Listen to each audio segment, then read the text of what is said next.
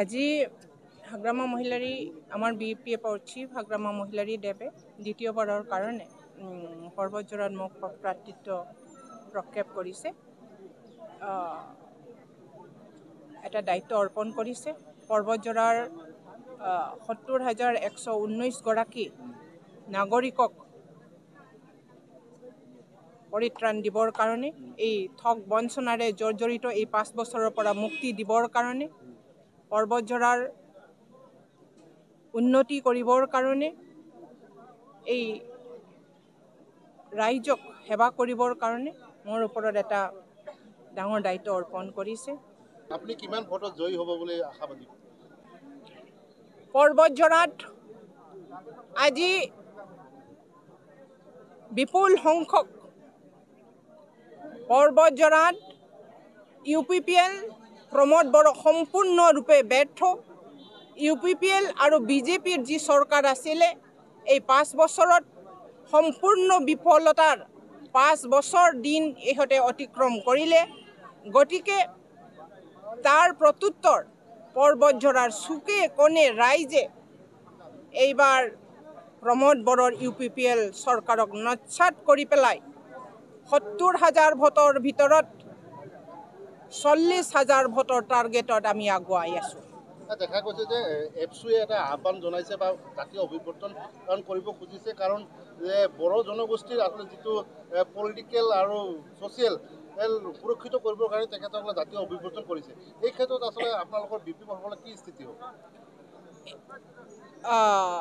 একত্ৰিত হোৱাৰ কাৰণে BTCক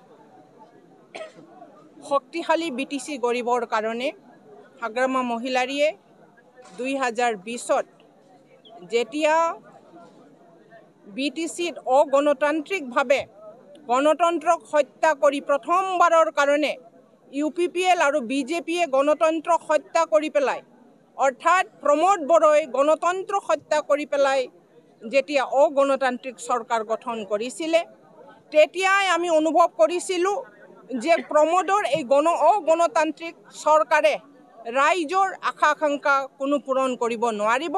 তেতিয়াই ৰাইজৰ আশা আকাংক্ষা যে BTC উন্নতি হ'ব লাগে, BTC নিজাববীয়াকেই ভাৰতবৰ্ষৰ ভিতৰত শ্ৰেষ্ঠ এটা কাউন্সিল হ'ব লাগে, এই সিদ্ধান্তৰে BTCক আগুৱাই লৈ যাবৰ কাৰণে হাগ্ৰামা মহিলাৰী সেইটো সময়তো অনুৰোধ কৰিছিলে।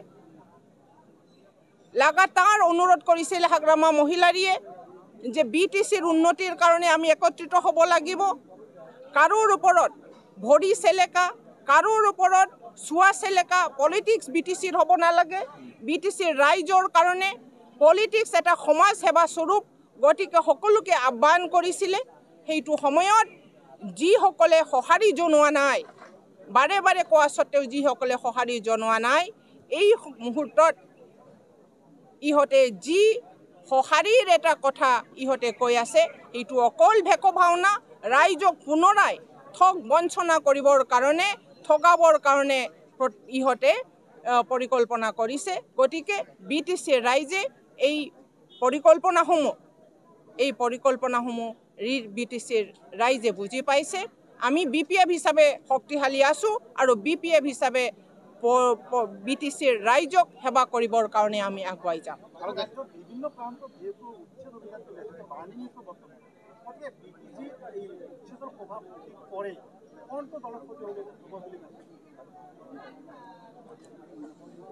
BTCত আমি ৩৫ লক্ষতকৈ অধিক ৰাইজক, BTCত ৩৫ লক্ষতকৈ অধিক ৰাইজ আছে। ২০০৩ত ৩৫ লক্ষ লোক আছিলে। আজি ২০০৩ৰ পৰা আজি ২০২৫লৈকে তাতকৈ বেছি জনসাধাৰণ আমাৰ আছে। এইটো BTCবাসী ৰাইজ, যি য'ত আছে, যি ঠাইত ঘৰ বা পৰিবাৰ লৈ পেলাই সংসাৰ কৰি আছে, সেই ঘৰসমূহ, সেই মাটি কেতিয়াও যাতে উচ্ছেদ নহয়, সেইটোৱে BPFৰ লক্ষ্য। কোনো ৰাইজক অসুৰক্ষিত কৰাটো UPPLৰ ধৰ্ম হয়। BTCৰ উচ্ছেদ কৰাটো UPPLৰ ধৰ্ম হয়, আৰু BTCক সুৰক্ষা কৰাটো সকলো ৰাইজক সুৰক্ষা কৰাটো BPFৰ ধৰ্ম হয়, আদৰ্শ নীতি হয়। দেখা গৈছে যে BJPয়ে ইতিমধ্যেই BTRত আগ্ৰাসী ৰূপ লৈছে, তেখেতসকলে BTR দখল কৰাৰ কাৰণে। এই ক্ষেত্ৰত আপোনালোকে BPFৰ ফালে কেনেকৈ ভেটি দিব বুলি ভাবিছে?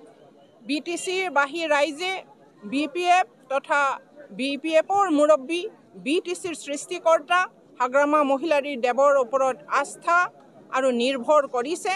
গতিকে BTCক ৰক্ষা কৰিবৰ কাৰণে হাগ্ৰামা মহিলাৰীৰ ওপৰত দায়িত্ব অৰ্পণ কৰিছে আৰু এই দায়িত্ব অকল এজন দুজন নহয়, গোটেই BTCৰ 35 লক্ষ ৰাইজে অৰ্পণ কৰিছে। হাগ্ৰামা মহিলাৰীয়ে নিশ্চয়কৈ এই দায়িত্বটো দায়িত্বশীলভাৱে ৰাইজক সন্মান জনাই পেলাই দায়িত্ব গ্ৰহণ কৰিবলৈ সক্ষম হ'ব।